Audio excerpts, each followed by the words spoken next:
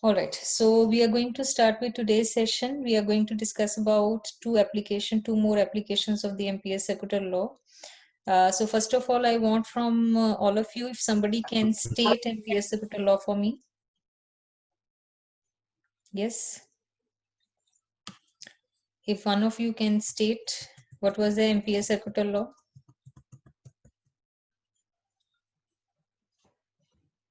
Yes, anyone?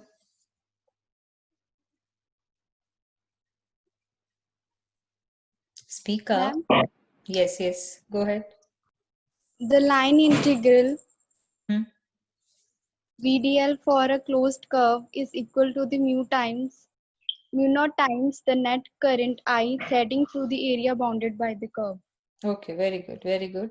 So basically, students, what is it about? That closed line integral of magnetic field over any closed loop is equal to mu naught times the current enclosed inside that loop, right? So this is what we have about the statement of Ampere's circular law. Students, पिछले session में we have discussed about the proof of Ampere's circular law, and we have also derived one of the questions, that is the magnetic field due to straight infinite conductor using Ampere's circular law. ठीक है, तो today we are going to take up the second application of Ampere's circular law, that is to find the magnetic field at the center of the straight solenoid. So before we go ahead, let me explain you what is the meaning of a solenoid, right? Students, इसके बारे में आप लोगों ने class 10 में भी पढ़ा होगा. A solenoid is what? It is a coiled wire, right, through which current is flowing. So this is like a solenoid. It's just a spring-like structure. यहाँ पे students मैंने आपको उसकी जो turns हैं उसके बीच में बहुत gap दिखाया हुआ है. But in reality it is not the case. It will be quite closely wound. तो closely wound उसके अंदर loops होंगी जिनमें current flow कर रहा है. अब now students, what do we know? Try to understand this point carefully. See, अब देखो स्टूडेंट्स, एक सिंगल सर्कुलर लूप है, उस सिंगल सर्कुलर लूप में करंट फ्लो कर रहा है, ठीक है. Let me draw it some other way so that you can understand which one is the front end and which one is the back and.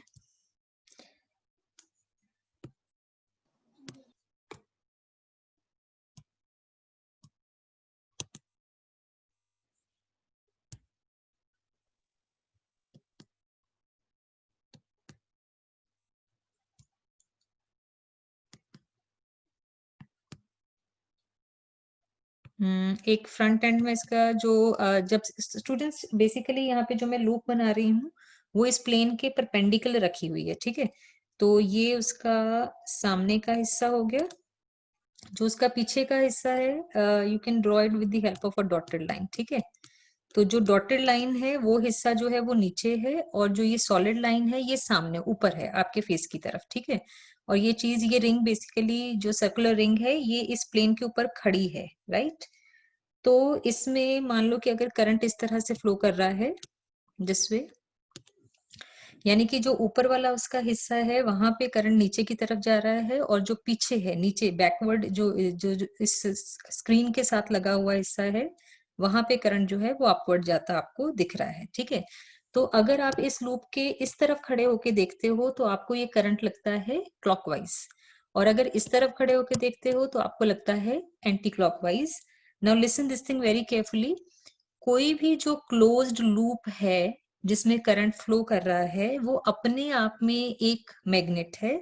उसका एक एंड नॉर्थ बन जाता है और एक एंड जो है साउथ बन जाता है. अगर ये मेरे पास एक लूप है, इसमें ये करंट इस तरह से फ्लो कर रहा है, so here the current from the top, when it is seen, it is clockwise current, and we know clockwise current is basically the south pole. This one is the south pole, right? So when this loop will be seen from behind, पीछे से जब आप देखोगे, then current will appear to be anti-clockwise, and anti-clockwise current will basically mean north pole. So similarly about this loop, if I see, so when I'm seeing it from the left, I'm finding the current to be clockwise, and clockwise current is south pole, and the anti-clockwise side is north pole. तो कोई भी closed loop, not necessarily circular loop, it can be rectangular, it can be any other shape, can be triangular also. Any closed loop will behave like a small magnet, जिसके अंदर एक north pole होगा, एक south pole होगा, right? तो एक closed loop अपने आप में एक magnet है. तो यहाँ पे क्या है, ये एक लूप है, ये एक और लूप है. There are so many loops, they are stacked against each other, एक दूसरे के साथ साथ लगी हुई हैं. इन सभी में एक तरफ साउथ है, एक तरफ नॉर्थ है. यहाँ पे मान लो कि इस तरफ से दिखने पे मुझे अगर लग रहा है कि करंट जो है दैट इज क्लॉकवाइज, तो clockwise current on this side will mean a south pole. तो बेसिकली जो फर्स्ट लूप है उसका इस तरफ साउथ है, फिर नॉर्थ होगा, फिर दूसरी का इस तरफ साउथ होगा, फिर नॉर्थ होगा, फिर साउथ होगा, फिर नॉर्थ होगा, साउथ होगा, नॉर्थ होगा, दिस वे. ठीक है, तो एट द एंड ये वाला जो साइड है this will be the north pole. अब स्टूडेंट्स जो इन बिटवीन वाले जितने साउथ हैं उतने साथ साथ में नॉर्थ हैं, right, as you can see this thing.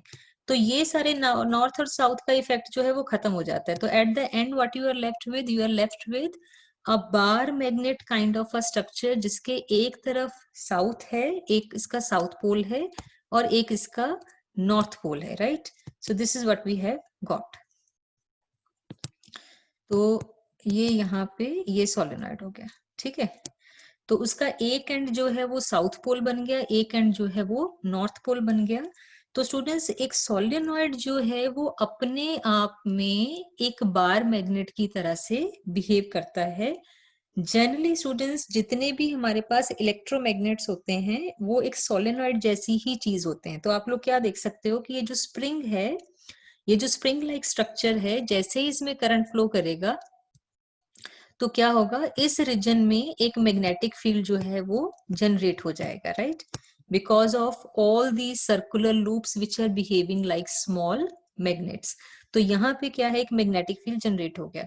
अब स्टूडेंट्स आप लोगों ने लोअर क्लासेस में एक छोटी सी एक्टिविटी मैग्नेटिज्म की ऑलमोस्ट आई बिलीव कि आप लोगों ने सबने की होगी. जनरली क्या है, एक मान लो कि छोटा सा आपके पास एक आयरन का नेल है, एक कील है आपके पास लोहे की, उसके ऊपर उन्होंने क्या किया, मान लो कि कॉपर की वायर एक कॉइल कर दी, ठीक है, कॉइल करके स्प्रिंग जैसी बना के उस वायर के दोनों तरफ यहाँ पे मान लो कि उन्होंने एक ड्राई सेल लगा दिया, ठीक है, और उसके बीच में यहाँ पे उन्होंने क्या रख दिया, एक कील रख दी है, लोहे की कील रख दी है, ठीक है. तो जब यहाँ पे करंट फ्लो होता है तो क्या है, वो जो कील है वो क्या बन जाती है, दैट नेल बिकम्स मैग्नेटिक, वो नेल मैग्नेटिक बन जाती है. और उस नेल के पास अगर आप आयरन की छोटी छोटी पिन्स रखते हो तो क्या है, वो उसकी तरफ अट्रैक्ट होती हैं. तो बेसिकली वहां पे होता क्या है, ये जो आपने वायर कॉइल की है वहां पे that is behaving like a solenoid, और सोलेनॉइड के इंटीरियर में मैग्नेटिक फील्ड है.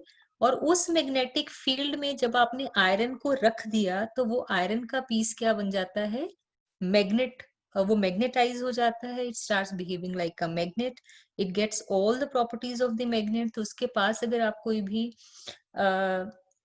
पिंस रखते हो तो वो पिंस क्या होती हैं, उसकी तरफ अट्रैक्ट होती हैं, ठीक है. Have you all understood this point? Have you all understood how the magnetic field of a solenoid behaves? Do let me know if you have not understood, I will explain it again. Yes, ma'am, understood.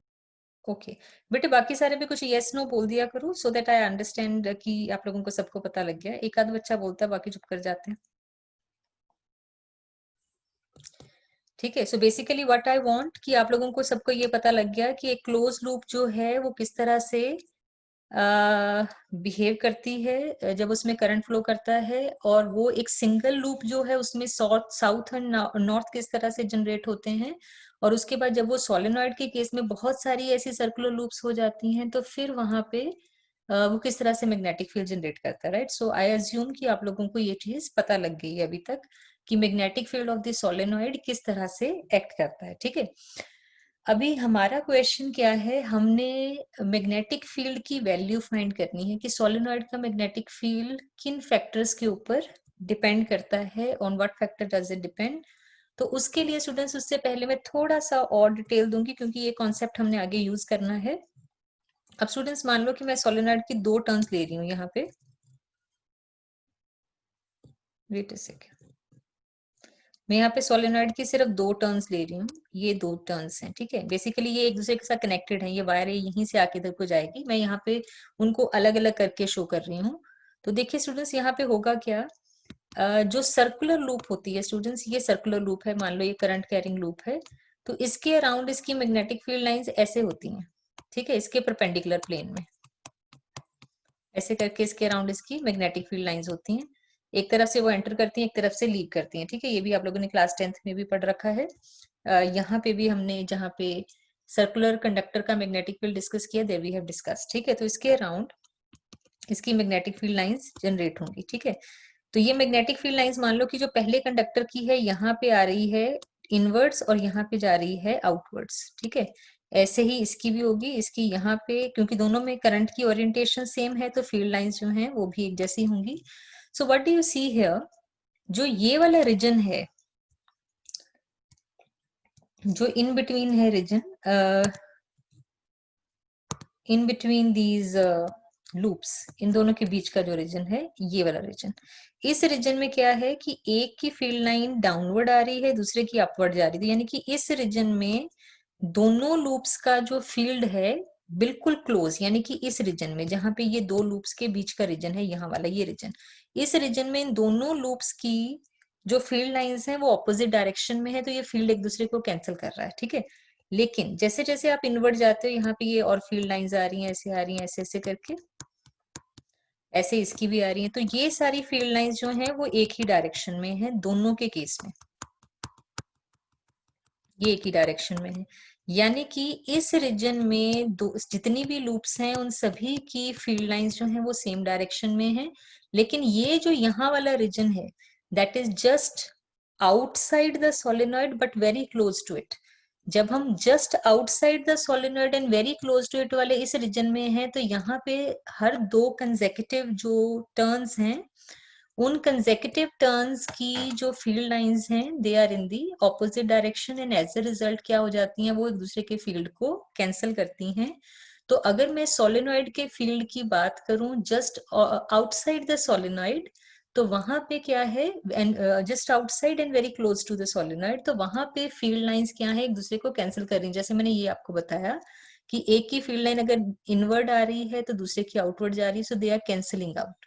लेकिन जो interior में है वो सबका field same direction, यानी कि इस reason में जो फील्ड है दैट इज स्ट्रॉन्ग, किस रीजन में, in between the turns of the solenoid, उस रीजन में जो फील्ड है वो स्ट्रॉन्ग है। और just outside the solenoid and close to it, उस रीजन में जो फील्ड है दैट इज क्वाइट वीक। ठीक है बेटे, ये बात समझ आ गई सबको? ये मुझे बोल के एक बार बता दो that you have understood it. Yes, ma'am. बेटे बाकी भी बोला करो भाई, कुछ यस नो या मैसेज में डाल दिया करो that you have understood so that I can move on.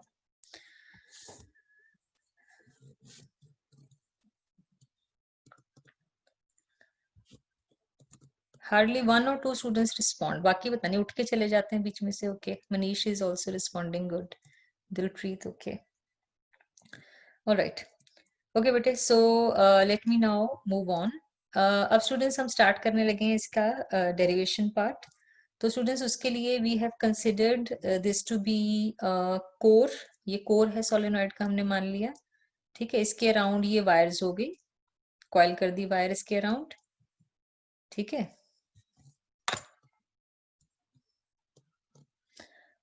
अब देखिए students, what is the meaning of all this which is being shown. जो एरो है वो तो क्लियरली आपको नजर आ रहा है कि वो करंट की डायरेक्शन शो कर रहे हैं। स्टूडेंट्स सी जो क्रॉसेस हैं यहाँ पे, what is the meaning of that cross. Cross का मतलब होता है परपेंडिकुलर इनवर्ड फील्ड, ये याद रखना है आपने। Wherever magnetic field is being represented by dots and crosses, dot means perpendicular inward to the plane.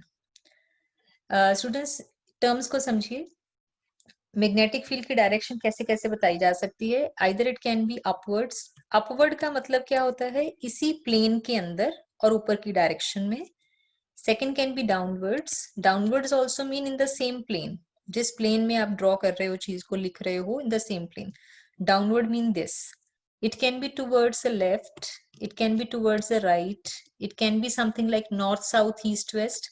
Students जो नॉर्थ साउथ ईस्ट वेस्ट डायरेक्शंस होती हैं they are in the horizontal plane, right. अब उसके अलावा मैग्नेटिक फील्ड के लिए टर्म यूज होती है आउटवर्ड एंड इनवर्ड। अगर आउटवर्ड परपेंडिकुलर इनवर्ड परपेंडिकुलर की बात हो रही है तो वो इस प्लेन के परपेंडिकुलर है। इस प्लेन से शुरू होके आपके फेस की तरफ आएगा तो that is called outward perpendicular, और अगर नीचे आपके फेस से अंदर की तरफ जा रहा है, आपसे ऑपोजिट जा रहा है inside this plane, that will be called perpendicular inwards. तो ये क्रॉस और डॉट जो हैं ये परपेंडिकुलर टू द प्लेन की डायरेक्शन को रिप्रेजेंट करते हैं। क्रॉस का मतलब होता है परपेंडिकुलर इनवर्ड एंड डॉट का मतलब होता है परपेंडिकुलर आउटवर्ड्स। अब स्टूडेंट्स इस तरह से फील्ड यहाँ पे शो किया हुआ है, तो नीचे वाली जगह पे वहां पे ये जो लूप्स हैं, इन लूप का मैग्नेटिक फील्ड है, तो उसकी वजह से जो फील्ड की डायरेक्शन जो है वो आपको बताई हुई है कि वो फील्ड की डायरेक्शन जो है कहाँ पे इनवर्ड है और कहाँ पे आउटवर्ड है, right.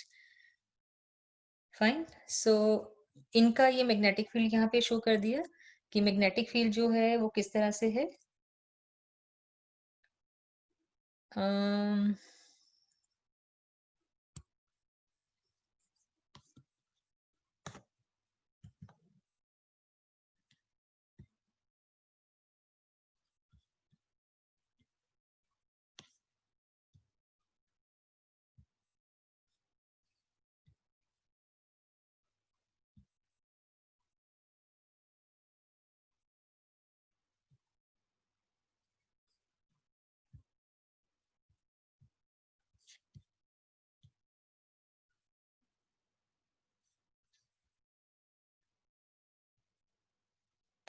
Okay, there was something. Yes, yes, yes, yes. Okay, I found that. Mm-hmm.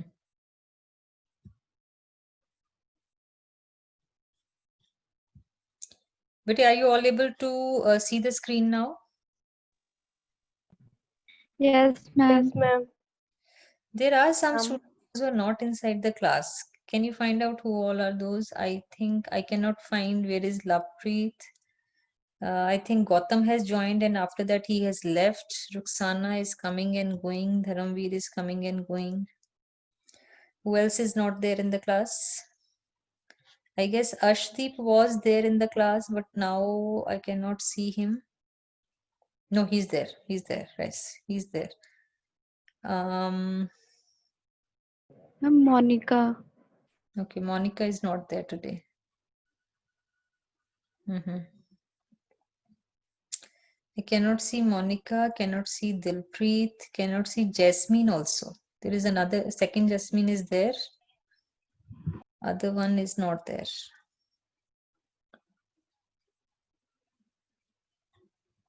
Okay. Right. So, okay, let's move on. Gurjot is not there. I think Gurjot, I think she had come. I think I have seen her. Gurjot. Okay, anyhow. All right. Okay. See students, so we were discussing about magnetic field of the solenoid. तो ये हमने अभी इसकी derivation जो थी that we have just started. Okay, let me quickly reach at that point. Okay, अब students यहाँ पे as you know to apply the Ampere's circuital law we need to have some loop. तो यहाँ पे हमने loop अपनी convenience के हिसाब से वो ली है हमने rectangular. That loop is PQRS जो आपको rectangular portion ऊपर नजर आ रहा है. That is the Amperian loop in this particular case. State conductor के केस में हमने circular loop ली थी perpendicular to its length. यहाँ पे हमने ली है rectangular, right? Now, अब स्टूडेंट्स इसकी डायरेक्शन हमने ली है P to Q, Q to R, R to S and S to P, right. Length इसकी हमने A सपोज कर ली है। तो स्टूडेंट्स जो हमारे पास करंट की वैल्यू हमने यहाँ पे I नॉट मानी हुई है, नेट करंट जो सोलेनॉइड में फ्लो कर रहा है। तो according to Ampere circular law we know V dot DL will be equal to mu naught I naught हमने करंट माना है। अब स्टूडेंट्स यहाँ पे जो एम्पीरियन लूप है, जैसे गॉसियन थ्योरम में हमें देखना पड़ता था कि गॉसियन सरफेस की हर जगह पे E और S का एंगल सेम होना चाहिए, E की वैल्यू सेम होनी चाहिए, अदरवाइज हम उसे स्प्लिट करते थे पार्ट्स में। ऐसे ही यहाँ पे भी होगा कि हमारे पास जो यहाँ पे देखिए स्टूडेंट्स, जो ये चारों पार्ट्स हैं, इसकी चारों लेंथ्स हैं जो ऑफ द एम्पीरियल लूप, उन सब में बी की वैल्यू और बी और एल का एंगल जो है वो सेम नहीं है, ठीक है। तो इसलिए क्या है कि हमें यहाँ पे से चारों पार्ट्स में अलग अलग करके स्प्लिट करना पड़ेगा। स्टूडेंट्स यहाँ पे थोड़ी सी करेक्शन आपको करनी पड़ेगी। ये यहाँ पे जो ये दिया हुआ है ना, सर्कल नहीं लगना है इसमें, सिर्फ ये ओपन इंटीग्रल्स लगने हैं। ये चारों इंटीग्रल्स जो आएंगे यहाँ पे P Q, Q R, R S and S P, ये सारे क्या होंगे, these will be the open integrals. B dot D L over P Q ऐसे करके लिखना है इसको, ठीक है, plus B dot D L over Q R and so on, ऐसे चारों पार्ट्स इसके आएंगे। यहाँ पे इसके ऊपर सर्कल नहीं लगना है, क्योंकि इस जब मैंने पी क्यू लिख दिया तो पी क्यू एक लेंथ है, ये क्लोज लूप नहीं है, ठीक है, तो दैट वे। आलू वाले, प्याज वाले, आलू वाले, आलू वाले। वो ये किसका चल पड़ा भी। Okay, so let's move on. तो स्टूडेंट्स इसको भी हमने क्या करना है, we just open the dot products. तो डॉट प्रोडक्ट्स स्टूडेंट्स जब हम ओपन करते हैं तो यहाँ पे बी डॉट डीएल का, बी और डीएल का हमने एंगल देखना है। तो पी क्यू वाला जो रीजन है स्टूडेंट्स, वहां पे देखिए, अब हमें, मैंने जैसे आपको शुरू में बताया था, मैग्नेटिक फील्ड इसका इस तरह से सारे सर्कुलर लूप्स का ऐसे करके आ जाएगा। तो if I consider P Q, तो पी क्यू की जो लेंथ है दैट इज टुवर्ड्स राइट, और इसका जो बी है that is also towards the right hand side. तो बी और डीएल जो है they are in the same direction, so angle will turn out to be 0. And if I move on to QR, तो QR वाला जो region है students, यहाँ पे QR की length जो है that is upwards and magnetic field is towards the right hand side, so angle is 90 degree. And if I come to SR, अब देखिए students SR के केस में क्या है, as I discussed in the beginning, region just outside the solenoid, region just outside the solenoid जो है वहां पे क्या होता है, B की वैल्यू होती है 0, क्योंकि दो कंसेक्यूटिव टर्न्स जो हैं उनका मैग्नेटिक फील्ड आपस में कैंसिल हो जाता है। तो यहाँ पे B क्या हो गया, 0 हो गया। और लास्ट वाले रीजन में फिर से एंगल जो है वो 90 डिग्रीज है। तो ये दोनों टर्म्स जो है ये कैंसिल हो जाएंगे बिकॉज एंगल इज 90 डिग्री, और ये वाली टर्म 0 हो जाएगी बिकॉज मैग्नेटिक फील्ड इज 0। तो एक ही टर्म सर्वाइव करेगी, that is this term, right. तो ये एक टर्म जो है वो सर्वाइव करती है and we get this thing. तो यहाँ पे इसकी लेंथ हमने मान रखी है a, तो dl का इंटीग्रल क्या आ जाएगा, a, जितनी भी लेंथ मैंने अगर कैपिटल L मानी है तो कैपिटल L, a मानी है, a x मानी है तो x, जो भी मैंने लेंथ उसकी मान रखी थी रेक्टेंगुलर लूप की, that length will come there, right. Now we know कि ये जो टर्म है ये किसके बराबर है, that is equal to mu naught into current. अब यहाँ पे करंट जो था ये टोटल करंट हमने माना था, जितनी भी टर्न्स मैंने लूप के अंदर मानी हुई हैं उन सब में टोटल करंट कितना है, ठीक है। तो टोटल करंट कितना है, n इंटू आई, ठीक है, n into I, n number of turns per unit length है इंटू ये टोटल लेंथ है स्टूडेंट्स। अब देखिए अगर मान लो कि मुझे number of turns per unit length पता है, मतलब कि मान लो कि मुझे ये पता है कि 2 टर्न्स हैं पर सेंटीमीटर, और मुझे पता है कि जो लेंथ है वो कितनी है, a सेंटीमीटर है। तो मैं अगर 2 को a के साथ मल्टीप्लाई कर दूं तो मुझे पता लग जाएगा कि टोटल उतनी लेंथ में कितनी टर्न्स हैं, ठीक है। तो n यहाँ पे क्या है, number of turns per unit length, ये टोटल नंबर नहीं है, number of turns per unit length. उसको जब मैंने उस लूप की लेंथ के साथ मल्टीप्लाई किया तो मुझे टोटल नंबर ऑफ टर्न्स कितनी है, यहाँ पे देखिए कितनी टर्न्स हैं, 1 2 3, 3 टर्न्स हैं जो इस लूप के अंदर है, ठीक है। तो अगर मुझे ये पता है कि पर सेंटीमीटर कितनी लेंथ है तो मैं उसे लेंथ के साथ मल्टीप्लाई कर दूं तो मेरे पास टोटल नंबर ऑफ टर्न्स आ जाएंगी। तो n इंटू ए जो है वो टोटल नंबर ऑफ टर्न्स हो गई। तो अगर मैं ये वाली टर्म, अब मेरे पास ये किसके बराबर था, म्यू नॉट आई किसके बराबर था, b इंटू ए के बराबर था, क्योंकि ये टर्म जो है वो इसके बराबर है, ठीक है। b डॉट डीएल की वैल्यू हमने क्या निकाल ली है, that is b into A. और जो राइट हैंड साइड वाली टर्म है वो कितनी है, mu naught N A into I. I क्या है, एक टर्न के अंदर कितना करंट है, तो a से a कैंसिल हो जाएगा और बाकी क्या बचेगा, म्यू नॉट एन आई। तो mu naught N I is the amount of the magnetic field due to the solenoid. अब ये मैग्नेटिक फील्ड स्टूडेंट्स होता है in the interior region, solenoid के इंटीरियर में। यहाँ पे जब आप इस रीजन में पहुंच जाते हो नियर द एंड पॉइंट्स, तो मैग्नेटिक फील्ड बहुत क्विकली डिक्रीज करता है and it becomes nearly 1/2 of the value at the center. उसका proof नहीं हमने करना है कि y drops to 1/2. आप सिर्फ याद रख सकते हो becomes nearly 1/2, and just outside the solenoid near its center वहां पे field हमने देखा है वो कितना है, 0 है, ठीक है. So this is the magnetic field of the straight solenoid. तो ये हमारे पास इसका फाइनल रिजल्ट आ गया. म्यू नॉट एन आई. स्टूडेंट्स ख्याल रखना है, ये n जो है ये टोटल नंबर ऑफ टर्न्स नहीं है, ये नंबर ऑफ टर्न्स है per unit length. SI unit में ये होंगी number of turns per metre, like it will be given like 100 turns per metre और समथिंग लाइक दैट, ठीक है. So this is the magnetic field due to a solenoid. So n is the number of turns per unit length, a is the length of path. A students final result में नहीं आया है. जैसे जब हम Gaussian surface suppose करते थे उसका सरफेस एरिया उसकी लेंथ कहीं पे नहीं आती थी फाइनल रिजल्ट में, ऐसे ही जो आपने एम्पीरियन लूप सपोज की है उसकी लेंथ एंड स्ट्रक्चर क्या है उससे आपके फाइनल रिजल्ट पे कोई फर्क नहीं पड़ता है, ठीक है. मैग्नेटिक फील्ड की वैल्यू मीडियम डिपेंडेंट है. तो जब इस सोलेनॉइड के अंदर आप आयरन का पीस रखते हो, आयरन के केस में क्या हो जाएगा, म्यू जो है चेंज हो जाएगा. अब स्टूडेंट्स आयरन के केस के लिए म्यू की वैल्यू बहुत ज्यादा होती है, it is of the order of few thousands. तो जैसे ही आप ये सोलेनॉइड के अंदर आयरन का पीस रखते हो magnetic field becomes very very strong. Number of turns जितनी ज्यादा होंगी उतना फील्ड स्ट्रॉन्ग होगा, और जितना स्ट्रॉन्ग करंट होगा, लार्ज अमाउंट ऑफ करंट होगा, उतना फील्ड स्ट्रॉन्ग होगा, ठीक है. So with this we finish this topic. Next is the magnetic field due to toroidal solenoid. तो स्टूडेंट्स टोरॉइडल सोलेनॉइड क्या होता है, वो भी एक सोलेनॉइड है जिसका आपने एक सर्कल डोनट जैसी शेप बना दी है, उसको बोलते हैं टोरॉइडल सोलेनॉइड. अब टोरॉइडल सोलेनॉइड के केस में स्टूडेंट्स रिजल्ट सेम ही आना है जैसा कि हमारा सोलेनॉइड के केस में था.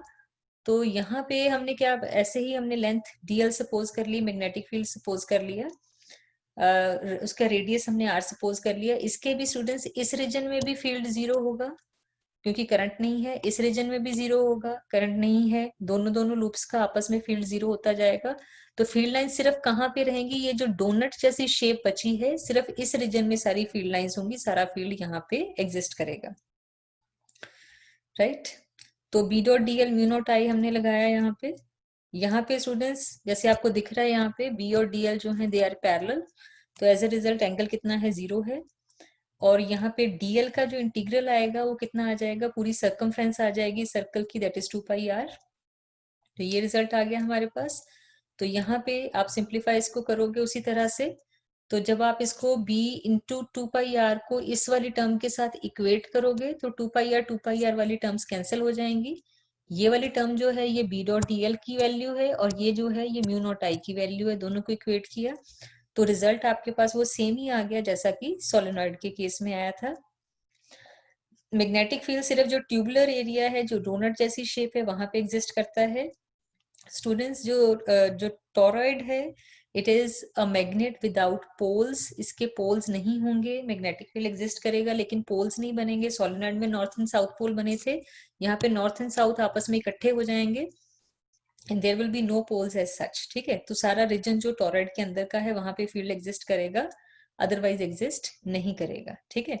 तो B जो है वो O पॉइंट पे भी 0 है और Q पॉइंट पे भी 0 है, P पॉइंट के ऊपर वो नॉन 0 है, ठीक है.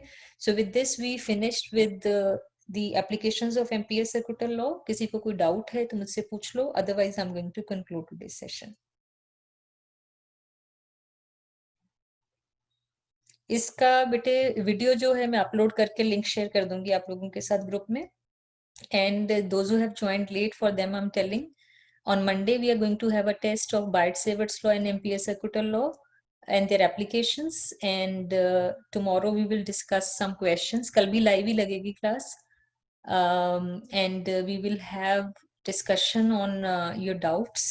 जो doubts हैं आप मुझे बता देना, and we'll discuss some questions, numerical as well as reasoning type. All right? Yes. If anybody is having a doubt, can ask. We have 2.5 minutes with us as yet.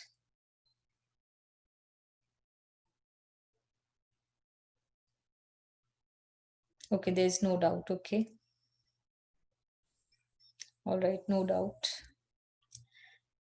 Okay, but अगर confusion हुई भी किसी को, you can just watch the session once again, and then you can get back to me. All right. All right then, I'm concluding today's session. Okay. Bye-bye, students.